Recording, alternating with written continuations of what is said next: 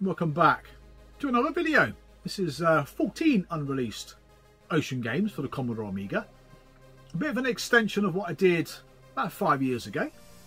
I sort of talked about 11 games. Now some of these games I've got a bit more understanding of why they didn't come out. A couple of games I've actually got in the collection which I found to be quite strange, bearing in mind they didn't get released. Got a couple of games that got released by Ocean but straight to budget. Got a game that was reverse engineered from the Atari ST. I got a game that was withdrawn from sale, and then about a year later it came out as a different, not necessarily a different game, but came out with a different name. Hope the game was a different game, because the reason it got withdrawn from sale was because it got poor reviews. Now yeah, many factors as to why these games didn't come out. A, the licenses weren't obtained by Ocean. B, the demise of the Commodore Amiga, which is probably the most obvious reason.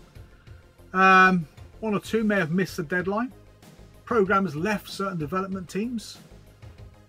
But yeah, there's loads of reasons as to why. So what we'll do is we'll delve in and talk about the games in a bit more detail. I've got a bit more information, like I said, so we'll crack on.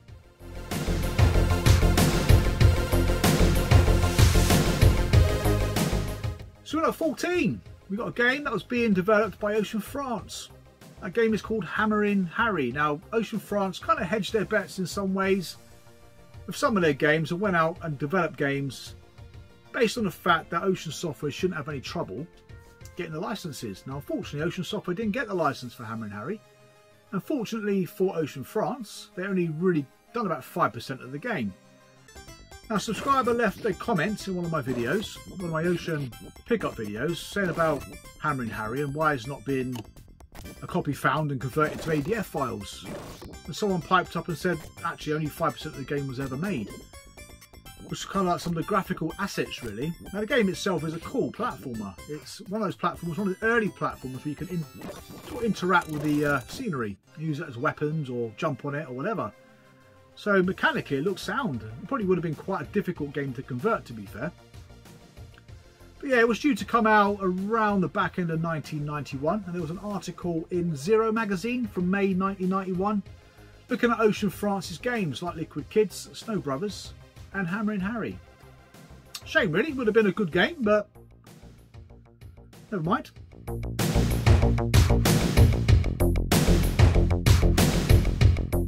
Now Inner 13 is a game which there's not a lot of information about this game at all. There was an advert placed in the magazines at the time, which I think only kind of stayed in them for about a month. And a small article in CU Amiga magazine around October 1994. And that game is called Skitchin. Ocean Software did build up a really good relationship with Electronic Arts and were going to release quite a few of their games for the Commodore Amiga.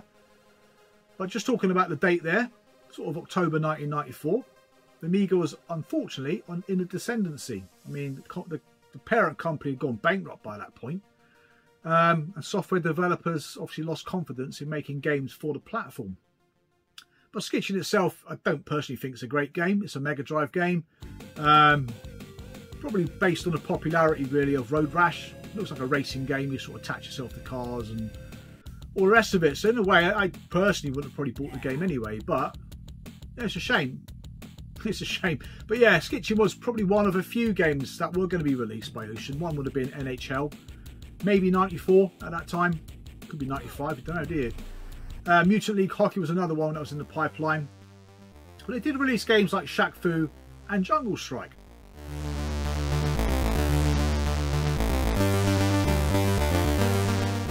Then at number 12 is a game that I remember playing.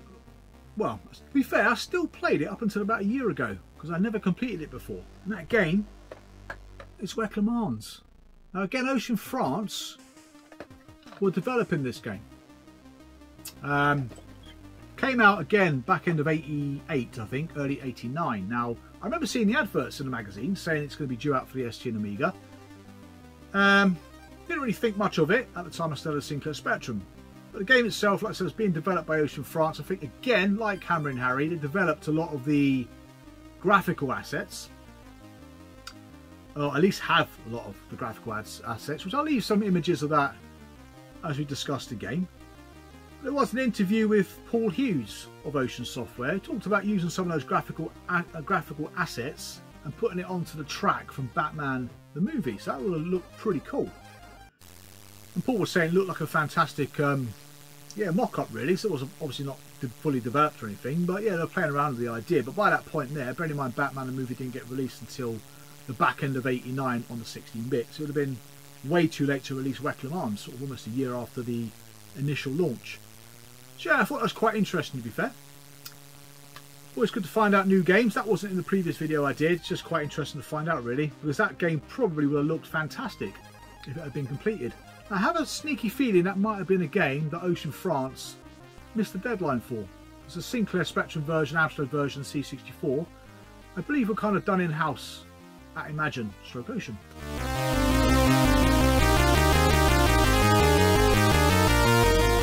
So at number 11 is another game that was going to be released under Ocean's Imagine label. A game that was poor.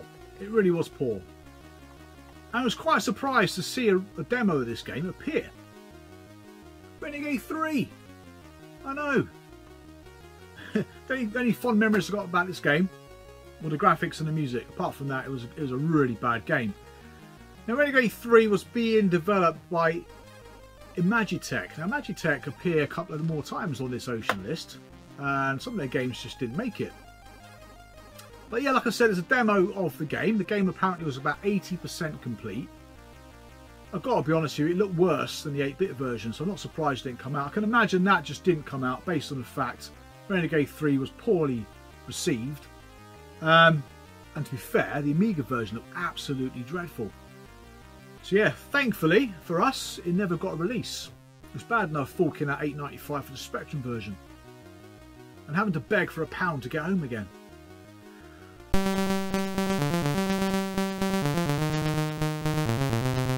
Now at number 10 was probably one of the most eagerly anticipated games for me on this list. A game by DID. And that game is Inferno. Now this game was penciled in for an Amiga release and a CD32 release as well, which kind of makes sense because this is quite a heavy, not necessarily well, it is full motion video, isn't it? Full motion video sequences galore in this game. Lots of talking, quite a fair sized storyline, lots of music. So yeah, I can't imagine how it ever have got translated to the floppy based systems, to be fair. But again, this was due to be released sometime in 94/95. And it was a demo of it, I believe, on CD Gamer magazine. I believe it's the first issue of one of the demo discs, but I think it's just a clip of full motion video. So I've never seen any gameplay for this game, so I can't imagine they actually got that far.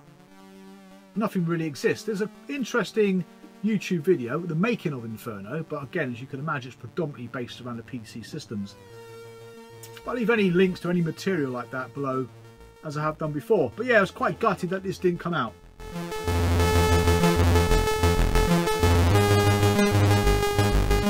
So at number 9 then, there's a game that was also released on the Super Nintendo and the Sega Mega Drive. And that game is The Adventures of Mighty Max. A game that was quite far into development. A gentleman called Wayne Smithson. He sort of oversaw the whole project, I believe, but he lost his original code for this whilst moving around the country, or indeed moving around with his job. But yeah, apparently according to Wayne as well, the game itself wasn't up to much cop, from what he remembers. But yeah, it's a very fast-paced platformer, not really personally my cup of tea, but I always remember the game being advertised and having a 2-page spread in one of the magazines, and the game looked gorgeous. But when I played it on the Mega Drive, yeah, it looked great, but it was not a very good game to play. Now, I was always under the impression that Ocean Software may have been lent on by one of the two console giants, probably Nintendo, and asked not to release it on the Amiga, but I can't imagine that was the case, bearing in mind it was released on both machines. But yeah, maybe just because it was a game that wasn't quite right, and a game that was again released very late on. Ocean Software didn't really release many games beyond sort of 1995, did they? It's a handful, but not many. And usually games that were developed by the likes of Team 17. So yeah, so Wayne Smithson said he lost the code during one of his many moves, but there are other programmers out there. Paul Hogarth is one of them as well, so who may have his code. So one day, hopefully, fingers crossed, The Games That Weren't website are doing a cracking job in tracking down these guys, so one day hopefully they'll find the source code.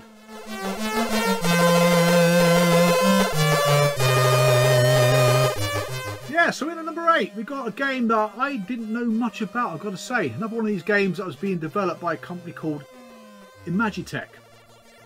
Now, Nightbreed came out on the Amiga, didn't it? We had Nightbreed the action game, Nightbreed the movie, and one more was supposed to come out as part of the trilogy called Nightbreed RPG. Now, I didn't know anything about that, but because the films flop, I remember it being a very expensive film, but yeah, it didn't do particularly well at the cinema. Ocean decided against releasing the game.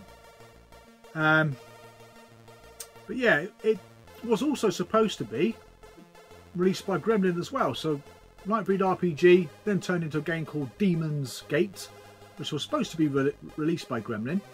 Then that didn't get released, and it ended up coming out on the PC, still called Demon's Gate, under the GameTech label. Now, I've looked at gameplay footage of it on the PC. It looks horrible, I've got to say. It looks like one of those games that you could probably spend hours and hours wandering around, a bit like Spurious Legacy, getting absolutely nowhere. So in some ways it's probably not a bad thing. But what was strange about this particular game, it got a review. Yeah, it's reviewed in Amiga Action under the Gremlin name, Demon's Gate. So yeah, I have no idea what happened to that. But yeah, Ocean didn't want to touch it with a barge pole, simply because I think the other two games weren't particularly successful either. And the movie, yeah, the movie wasn't great, was it?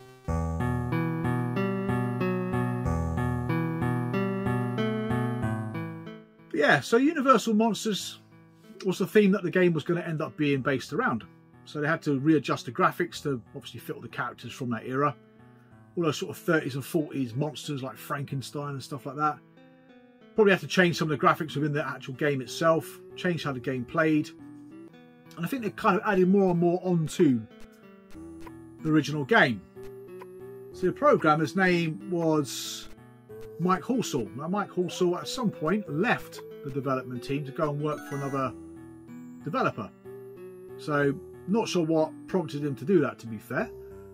But I can probably understand the fact why he wanted to leave. If he's kind of got his game into such a place and they've had to manipulate it every now and then, I think you wouldn't be surprised if you got a bit confused as to what he was doing. And left. But yeah, the graphics are outstanding for the game, I've got to say. So that game might be around somewhere unfinished. It's more kind of the best chance we got as an unfinished version of it. But yeah, give the demo a go. It's really good. And like I say, got some decent reviews as well. It's a shame, really. Could have been an excellent game if they just stuck with the basic principle of the game, to be fair.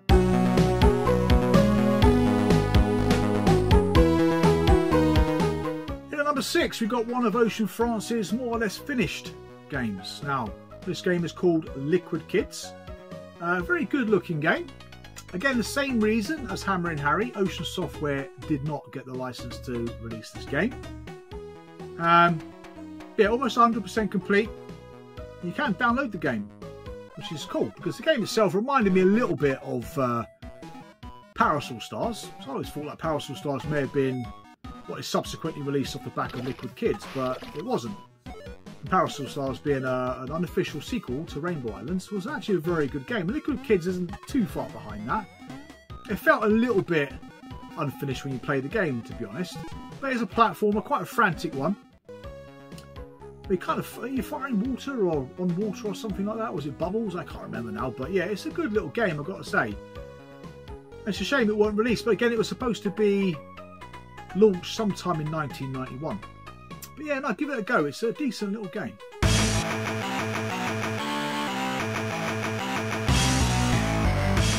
In number 5, we've got another game that's downloadable, playable. You can download it for your CD32. You can just download the standard A1200 version. And that game is Mutant League Hockey. Now this is just someone's fan-made game, just a CD. Nothing special really, but it's good that I can put this in the CD32 and play it. Now it's one of those Electronic Arts games that should have featured as part of many other Electronic Arts Ocean games during 94/95, but it didn't come out. I'm not sure why it didn't come out. It's developed by a firm called Catfish, who I remember very fondly from a game on the Amiga called Bloodnet, which is really good, albeit a little slow arcade adventure. No, it's not. It's a point and click arcade game. But yeah, it's a shame it didn't get a release. But they did find it in 2015. I think it's Galahad, the gentleman's name is, who got into the code and fixed it so we can play it all today. But yeah, it's a shame really. But there was supposed to be an A500, A600 version of it as well. But to be fair, play it on emulation nowadays, you can give it a good old bash. I'm not really a fan of it. It's nowhere near as good as Speedball 2. It's a very nicely presented game, great music. The game itself still felt a little bit sluggish to me personally.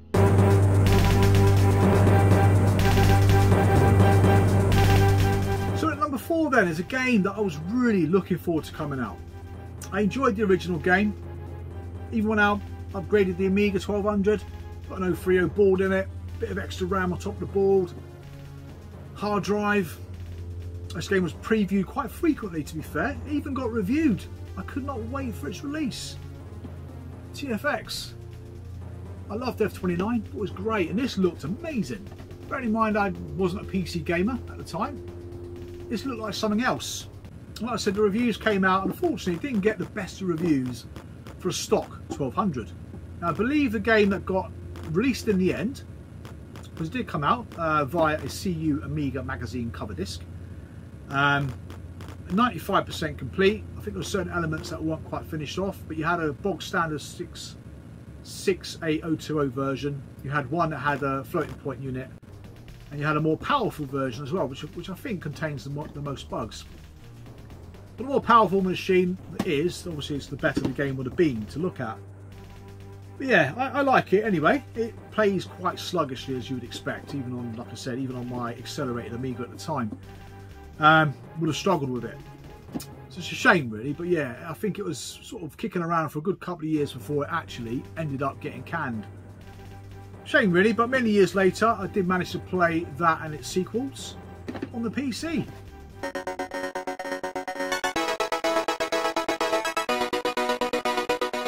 Number 3, another Ocean France game. Probably the best of all of them. An Ocean France game. Again, Ocean didn't get the license for. Snow Brothers. Nice little fan-made box there by Fernando. Yeah, nice to have it, to be fair. It's a very good one-player version of the arcade original. Again, destined to be released around 1991 along with Liquid Kids. Graphics are great, very faithful to the arcade, great music. Everything about it is just really, really good. It's a shame Ocean Software just didn't get a license for this game. Again, featured in the magazines quite a bit. I believe this is one of the only, or one of the few games in this list of games I've got that is a 100% complete. I think Fernando done a good job with that, haven't you? Looks really good. But yeah, but again, downloadable. Play it today. I would strongly recommend it. It's a brilliant game.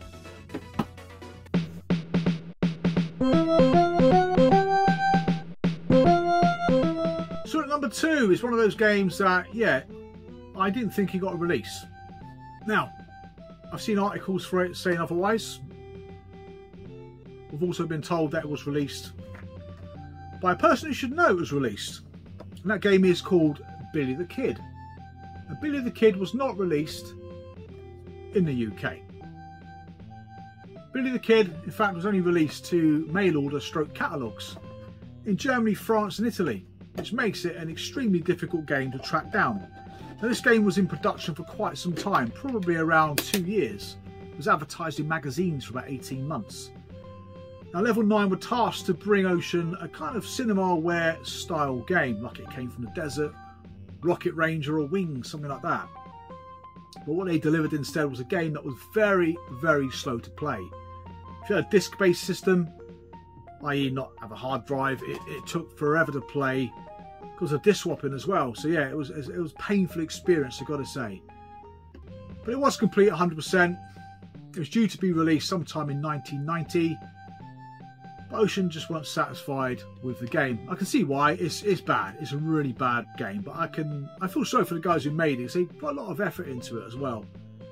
Again, playing it sped up without the disc swapping probably would add about 20% to the game's final score. But yeah, the fact you can only get it from the continent via a catalogue would probably make the game nigh impossible to find.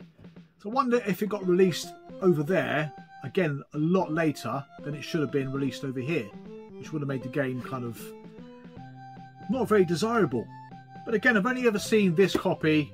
Unfortunately, I'm missing the original discs. I have the manual, the box, but not the discs. But I've only ever seen a complete PC version, and that was somewhere on Google. But yeah, didn't get released in the UK, but at least we know it did get a release. For those searching for it, there is a very slender slither of hope.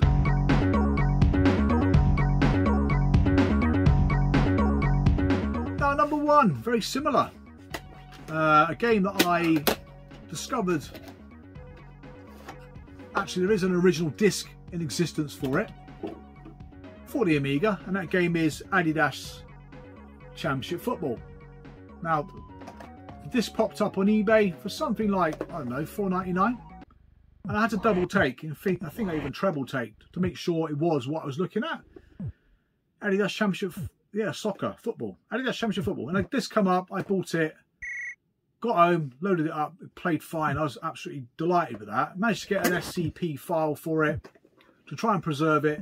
Tried to do an ADF file. The ADF file didn't work particularly well, but the SCP file was fine. Not quite sure what happened there, but yeah, I had to get a box.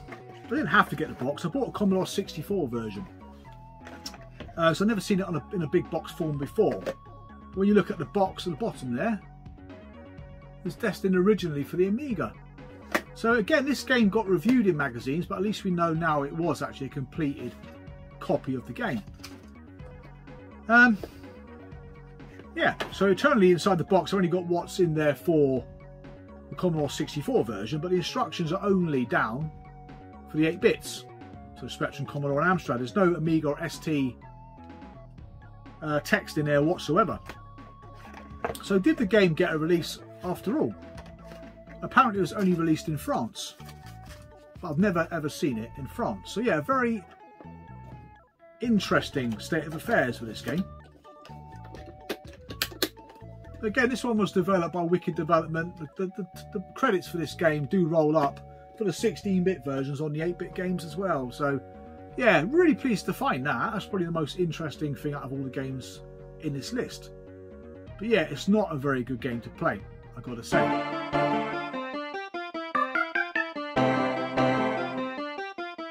So next up, we've got two games then that were released straight to budget, i.e. the Hit Squad label. These games were originally released by Ocean Software.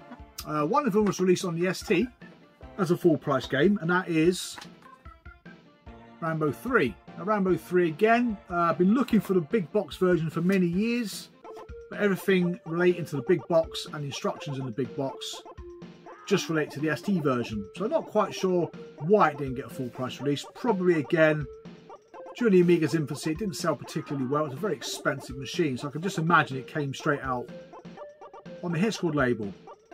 Also, I mean, some people don't like this game. I don't mind it, to be fair, but I can see why. This is not the most desirable of games to want to play, really. And similar to the second one, again, more famous on the 8-bits.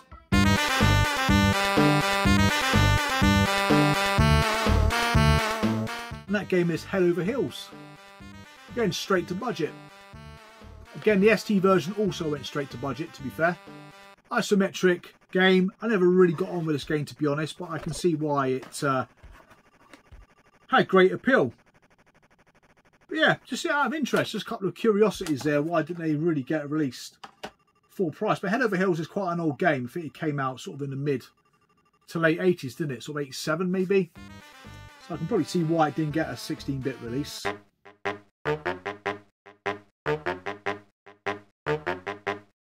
So yeah, another game that was later on re-engineered for the Commodore Amiga, a game that came out on the ST and the ZX Spectrum.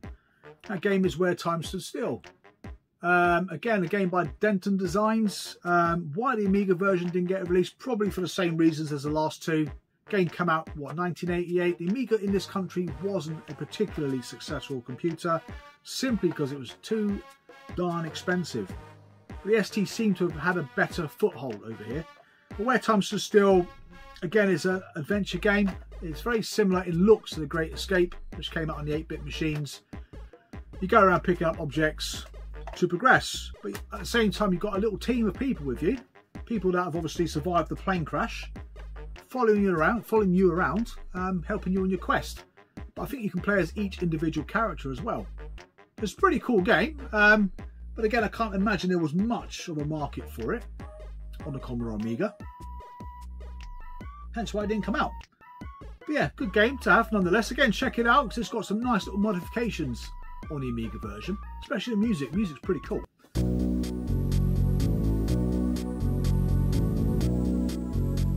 Yeah, and the last game I've got to show is a game that was withdrawn from sale. Now, this particular game is probably one of the most difficult to find objects in my entire collection. This only came up the once in Germany. Now, the game itself is International Open Golf.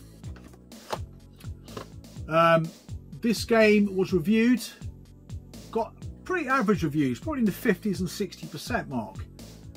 Now, from what I read in the One magazine, the game was reviewed poorly. Ocean weren't happy with that, withdrew the game from sale.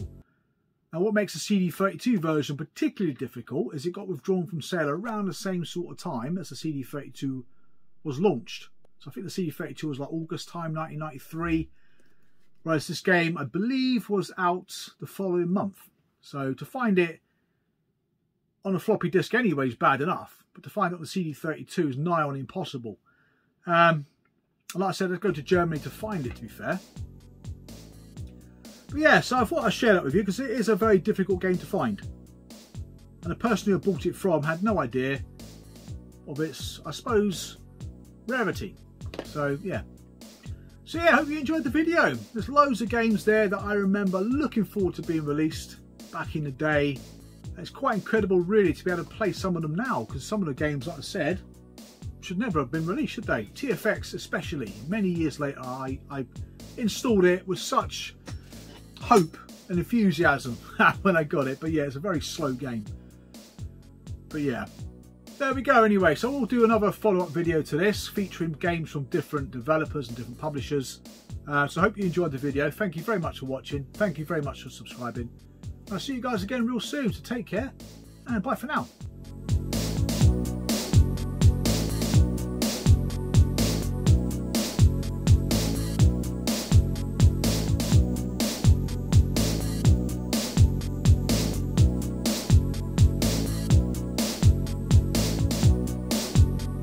Please select